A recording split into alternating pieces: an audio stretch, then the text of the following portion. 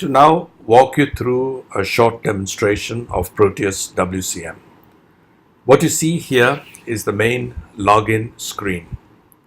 Before we log into the system, I will show you how you can create a service request. Now, this capability is open to all employees in the organization, and individuals can use this to report problems on the production floor. Problems could be related to safety, health, environment, maintenance, or operator-related issues. So, for instance, if you select maintenance, you have the ability to create a maintenance service request. So here the service request pertains to the household products, product lines, say line 3. It is associated with the filler machine. This filler machine is made up of many units. Let's say the problem is with the transfer conveyor, and this is a person reporting the problem. It's a medium priority problem. It's reported in the day shift, and it's to do with a leaking of a sealant, and this has resulted in a spillage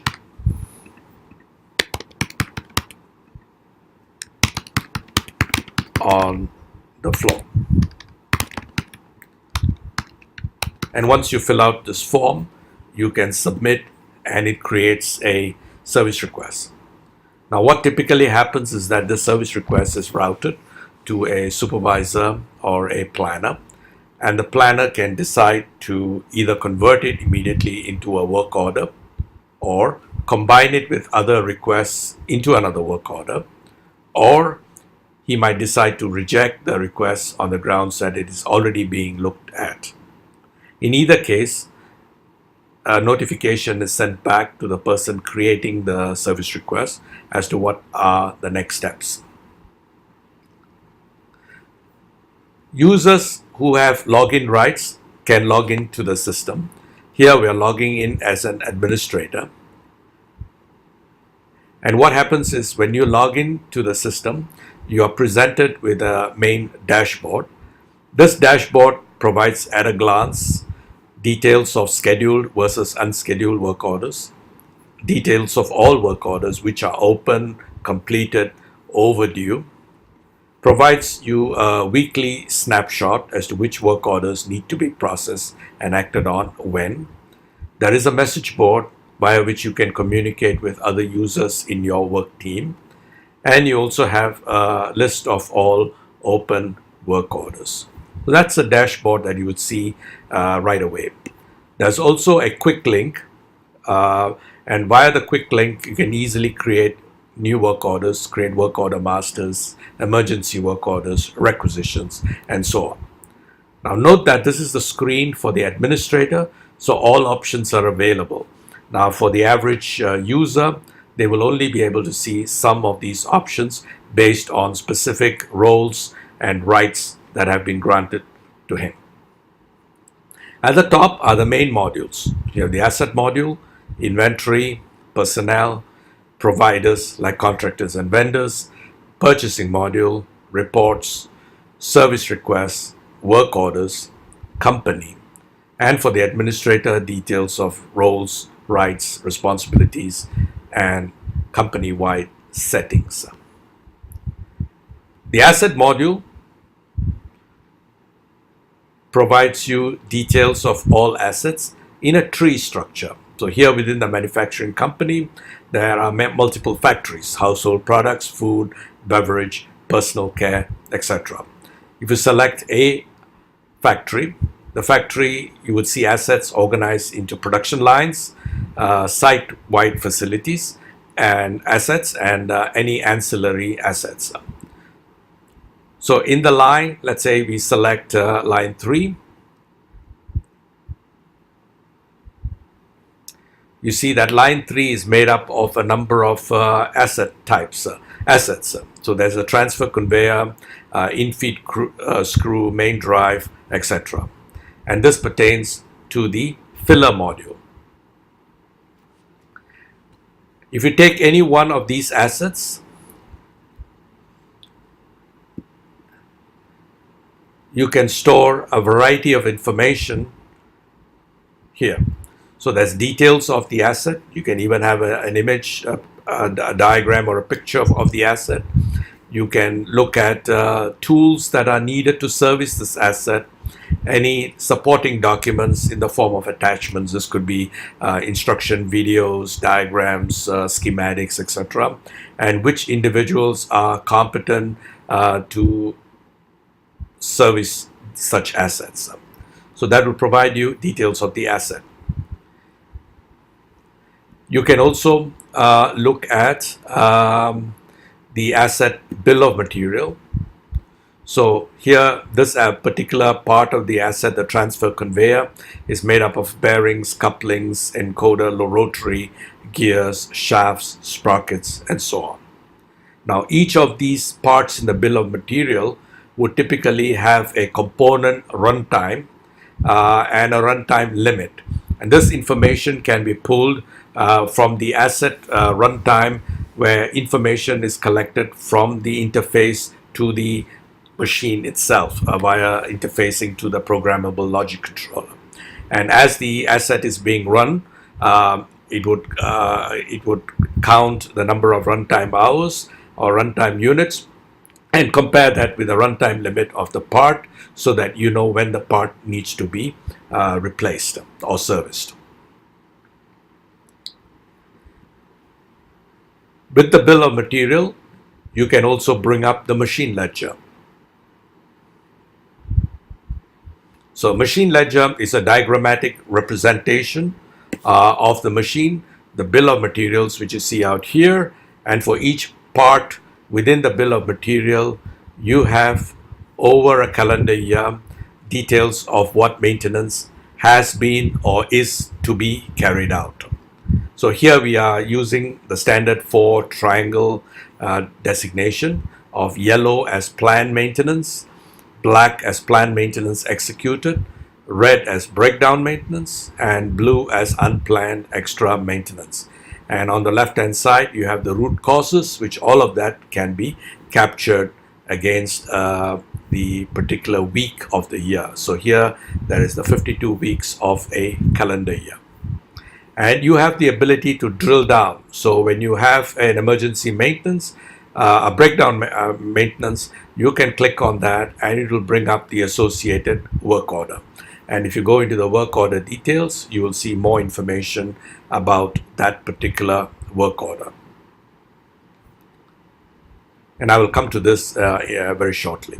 So that's the asset module. There's a lot of other information that you can capture against an asset, but this is gives you in a snapshot of what you can do with the asset. You also have the machine history. So when you select a machine, you can look at what has been the history of maintenance of this asset over the year. So in May, there has been work carried out.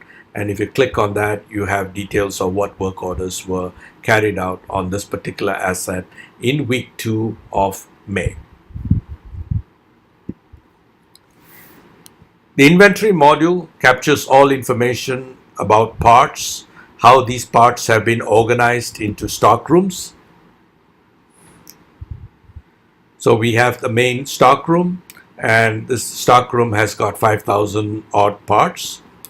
And you can go into the stock room and look up details of each of these parts. Now, parts can also be tagged with barcodes and QR codes. And if you are using a mobile device, you can scan the appropriate barcode or QR code against the bins in which these parts are stored, so that it is very easy for you to capture details of the parts, how they have been withdrawn from the stock room, etc. You also have the ability to capture details of tools. Now, some of these tools may be serviceable tools. So in other words, the tools itself can be repaired via work orders that are raised. So all of that is possible. You have the ability to move parts from one storeroom to another if the factory floor is large and you have multiple storerooms, and you have the ability to capture transactional information as parts are moved.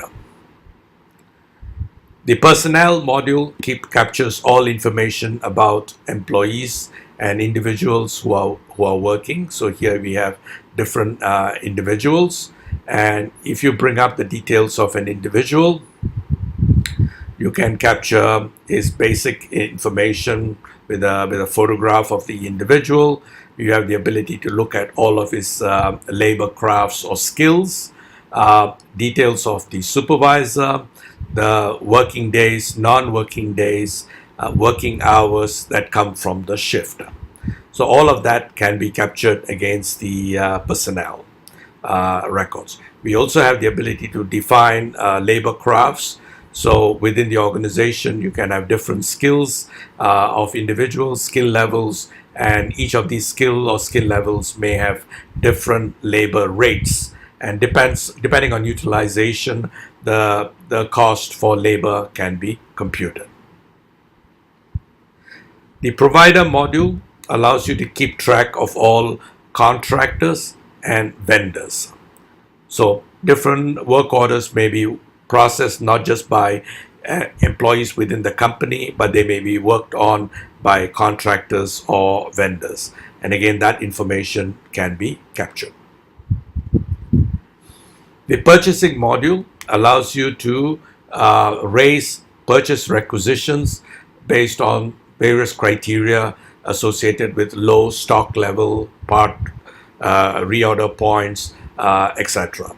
And if you are using an external purchasing system like Ariba, SAP, or Oracle, this requisition information can be transferred to the ERP system for you to raise purchase orders. And when these purchase orders are sent to the vendor and the vendor makes deliveries, then the delivery information is updated into the stock room and you have the new stock levels automatically maintained.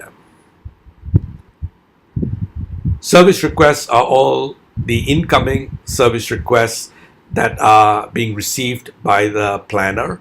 So here we have the most recent service request that we raised just now, and this is the information here. Nature of work, there's spillage on the floor, and this was the information that was received, and the planner can decide to process this work order, in which case he can specify additional information such as task, labor, attachments, etc., and convert this into a work order. So this is the next module, which is the work order module, where we have details of all work orders. We can also set up templates. So for typical works that need to be carried out, you can create a template and you can have a template library, and the template library is made up of different kinds of tasks that need to be assembled within the work order. That it could be an inspection, it could be other kinds of work that need to be carried out. So typically a work order would look something like this. So let's look at one of these work orders.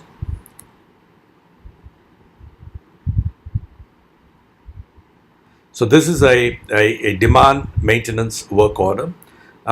So this is coming from a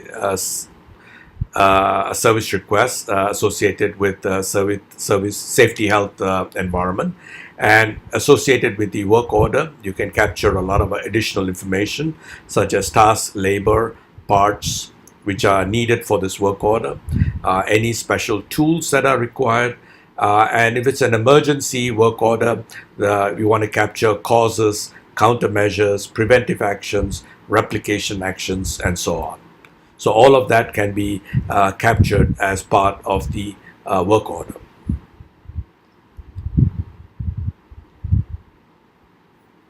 So in the case of an emergency work order, let me just bring up a printout.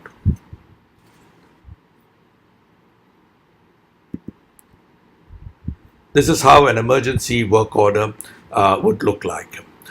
So it pertains, there's a work order number. Now it can be barcoded if you have a barcode interface.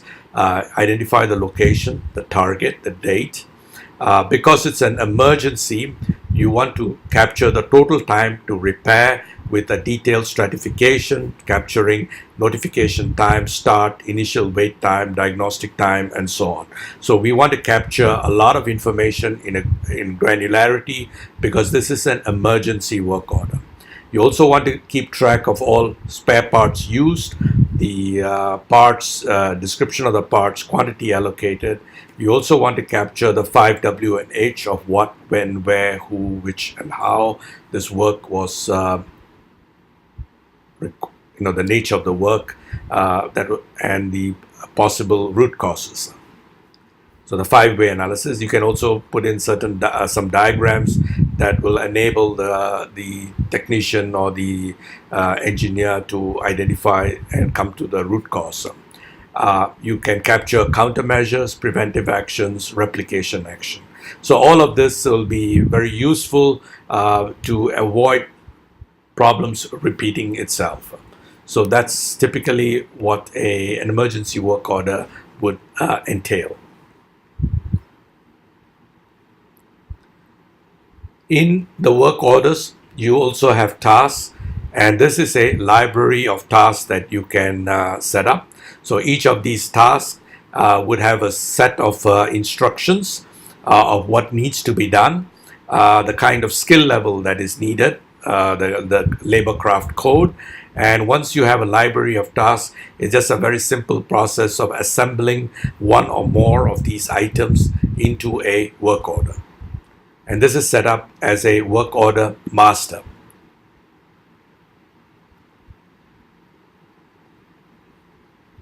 And this is what the list of work orders would look like. There is also a planner that allows you to manage labor load balancing. So you are able to very quickly at a snapshot look at every individual on the team, and you have the ability to see that person's workload in terms of work orders, what jobs need to be carried out by this individual. And if you feel that a person is overloaded with work, it's very easy to drag it and drop it to another person so that the work order is assigned to someone else. So automatically the individuals would get a notification saying that there's been a job reassignment. And then you have history, where you can analyze close work orders, cancel work orders, and so on. Now, at this point, I'd like to walk you through the shift module.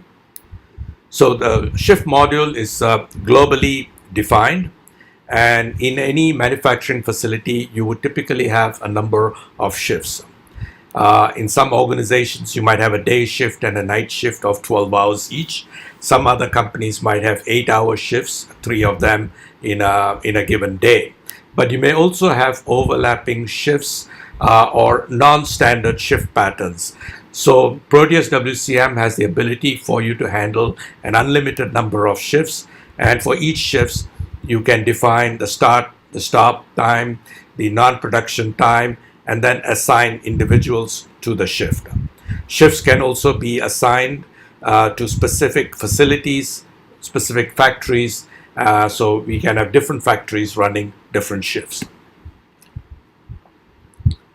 The company module allows you to set up company information such as cost centers, which will be interfaced with a financial accounting system.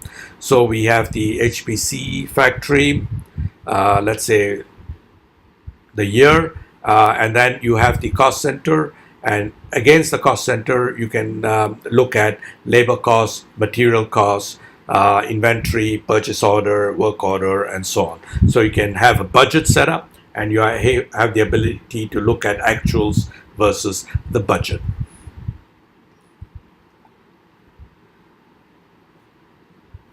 We also have language translate tables that allow you to define different languages that you may be using within your organization. So, for instance, you might have a plant in Mexico that is where Spanish is required. You may have a plant in China where Mandarin is required. So you can set up different language translate tables, and depending on the user profile, the user, if it's Chinese, he would see all of the screens and the information in Chinese. If it's Spanish, you will see all of the information in Spanish. KPIs are graphical reports, and here we can look at information such as mean time between failure, mean time to repair in a graphical form. So you can look at the facility, the period, look at all the assets, and then we can look at the mean time in hours. So there are various graphical reports that are standard and part of the software. But on top of that, you also have the ability to create custom reports.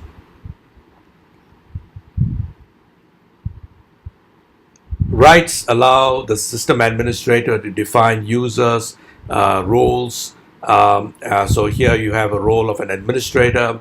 There may be a role for a technician, common across multiple facilities, or a technician specific to a plant within the organization.